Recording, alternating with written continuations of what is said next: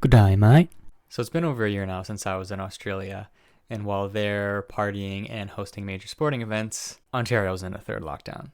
So I thought, what better way to reminisce than to look through some old photos and recount my experience from my 6 months there.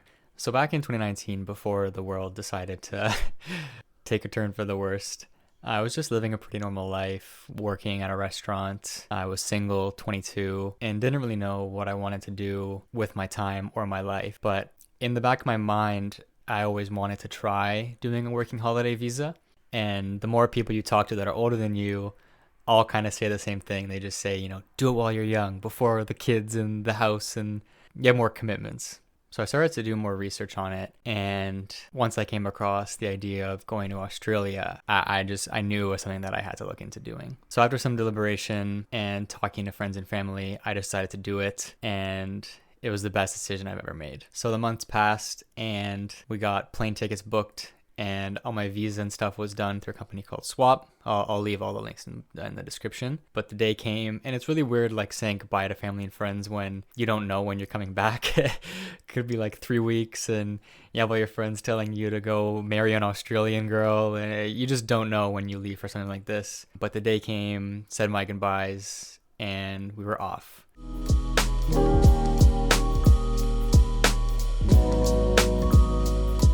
When I was booking the plane tickets, I figured, what the hell, might as well go to Hawaii, spend a day or two there. It's halfway, get some sleep, break up the 20 plus hour flight, and just see something I've always wanted to see.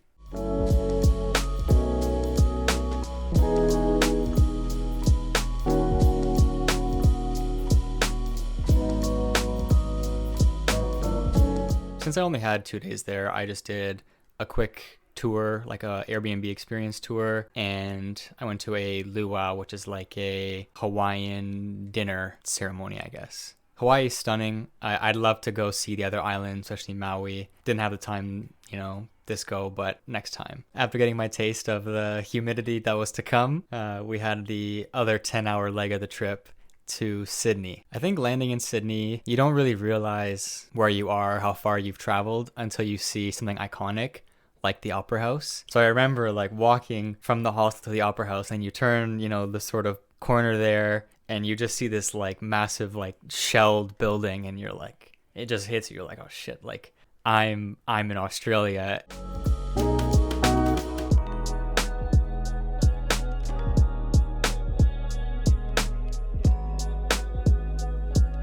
And so for the 6th and final flight to Melbourne, which is just an hour, thank God, we made it to our final destination. I mainly decided Melbourne over Sydney because the sort of vibe or aesthetic of the city appealed to me more than it did in Sydney. I like the European look to everything, and they're a huge sporting place, and I love sports. And also the Swap that I organized it with had a package where if you booked through Melbourne, there was a tour that was booked into the package that you could take. It was a week-long exploration of the city and surrounding areas. And so I decided to do that.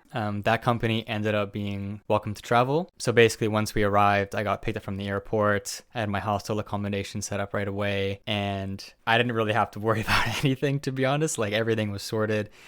So when you're doing a big trip like this, it was definitely nice to just travel, just go there. And once you go there, you immediately meet 15 other people your age who are doing the same thing, and it's just amazing to meet all these different people from around the world and sort of share in this experience and just meet a group of friends right away, because you're by yourself. you don't know anyone. You're 20,000 kilometers from home. So yeah, that was worth it. But yeah, they set you up with bank account, phone sim, what the working environment is like, some of the cultural norms and slang and stuff, and It was really great. But so yeah, after kind of orientation, we got to explore Melbourne, the city, go see some of the iconic like cafes and restaurants. Hosier Lane, just for an example, which is like the thing with all the graffiti, and just sort of, enjoy this step we've all taken. During that week, we also got to try surfing, which is harder than it looks. We got to see little baby penguins, pet and feed kangaroos. There was a ton of stuff we did, and it was just an amazing week.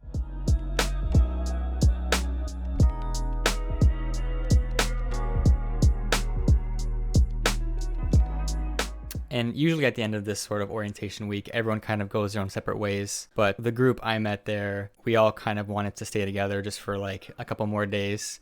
So we decided to rent two juicy vans and travel the Great Ocean Road. If you're unaware, the Great Ocean Road is a like 240 kilometer coastal route kind of on the southern part of Australia. And it's like one of the most scenic drives in the world.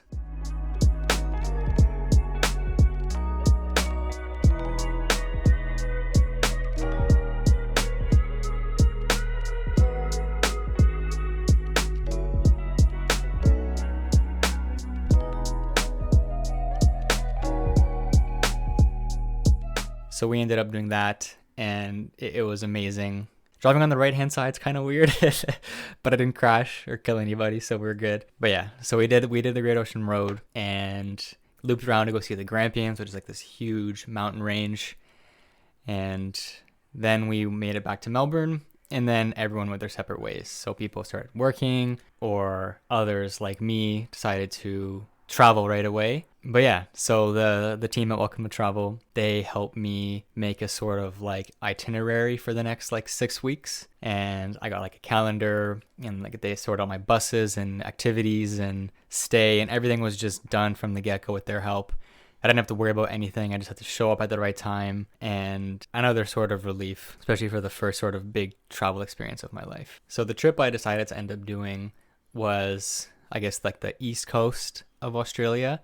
So starting in Melbourne and taking a bus all the way up to Cairns and sort of stopping along the way. And so the first stop on that trip was Sydney again. And again, I didn't spend too much time in Sydney. I wanted to see more of like the nature and do more of the other activities, not just another city. If I were to go back, I would have seen more of the beaches. I didn't make it to them, but I did get some pretty wicked shots of the Opera House at night. And one of the days there, I got to see the Blue Mountains, which is incredible.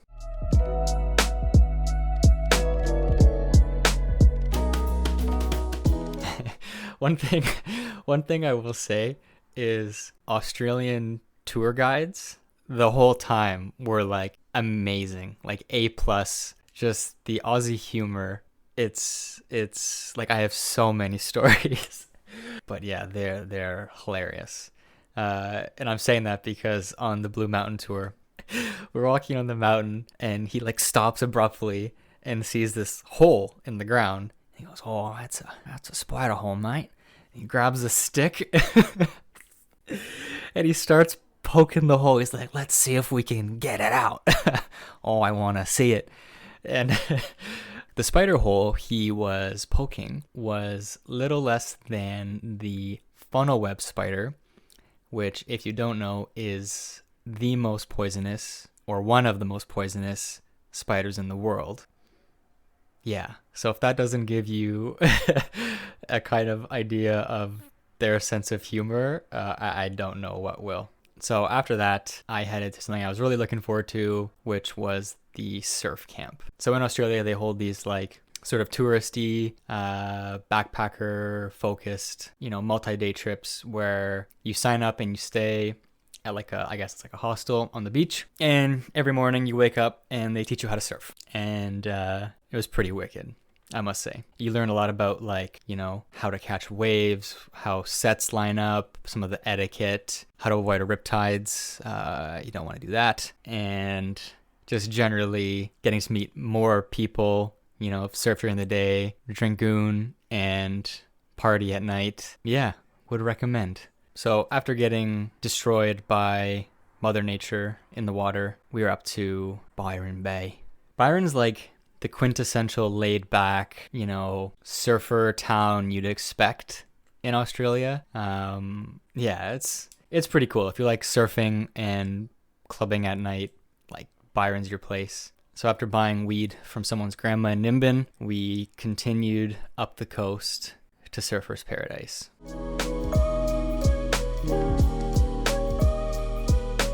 I don't really have much to say about surfers. It's definitely like heavy clubbing vibe, and that's just not really me. So yeah, I didn't really care for it, to be honest. I did get some cool photos though.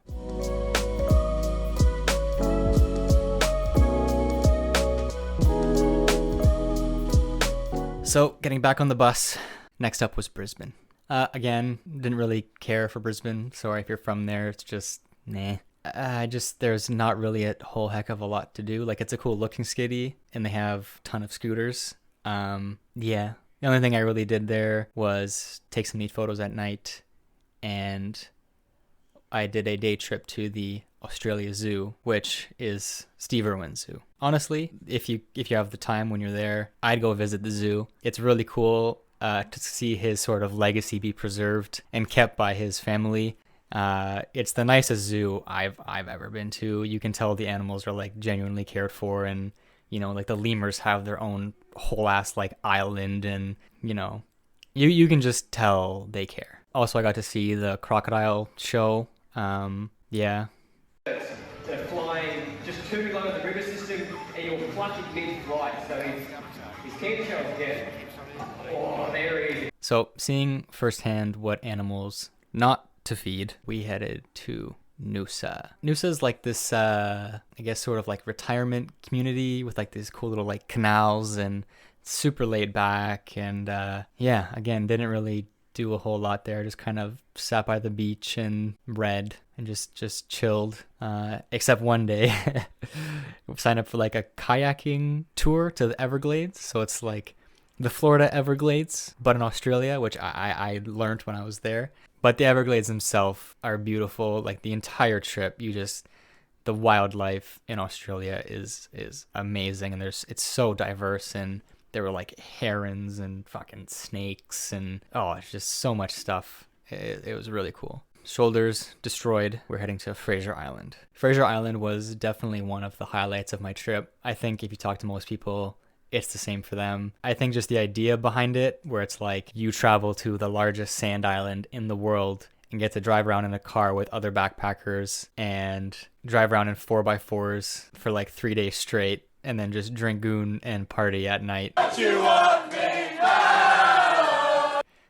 What else do you really want? Kind of a fun aside.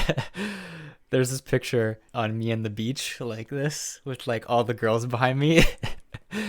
My dad was proud of that one.